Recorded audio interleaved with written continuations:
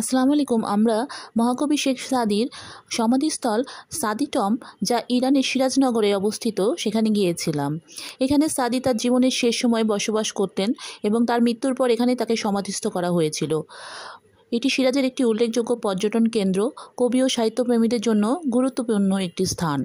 শেখ সাদি হলেন বিশ্ববিখ্যাত কজন কবির মধ্যে অন্যতম। তার রচিত গুলিস্তা ও বুস্তা বিশ্ব সাহিত্যের অমূল্য সম্পদ। অনেকেই মনে করেন এই গ্রন্থ দুটি অধ্যয়ন ব্যতীত ফার্সি সাহিত্য অধ্যয়ন অপূর্ণ থেকে যায়।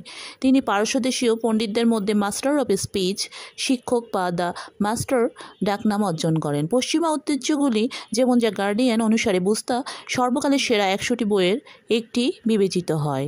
সুন্দর ফুলের বাগান আর সবুজ পাইন ও রাই গাছে ভরা এক পাহাড় দিয়ে ঘেরা শহরে মহাকবি সমাহিত হন। এটি ওনার বাসস্থানও ছিল।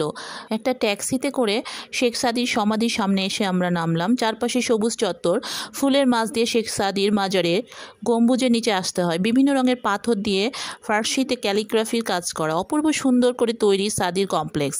লম্বা বারান্দা পার হয়ে জিয়ারতগাহে প্রবেশ করতে হয়। মেঝে ও দেয়াল পুরোটাই শ্বেতপাথরে বাঁধানো, তার উপর খোদাই করে সাদির বিখ্যাত কবিতার চরণ লেখা। শেখ সাদির কবরও শ্বেতপাথর দিয়ে মোড়ানো। কমলা গাছের চারপাশে পরিপূর্ণ। এখানে বসে আপনি ড্রিঙ্কস খেতে পারবেন, চিকেন খেতে পারবেন, অনেকটা সময় কাটাতেও পারবেন। খুব ভালো লাগবে। নিটোল একটা শান্ত মনোরম পরিবেশ। আমরা অনেকক্ষণ ছিলাম, খুব ভালো লেগেছে। তো ইরানিরাও এখানে প্রচুর পরিমাণে আসে। তো আজকের মতো এটুকুই। ভালো থাকবেন, আবারও দেখা হবে ইনশাল্লাহ। আল্লাহ হাফেজ।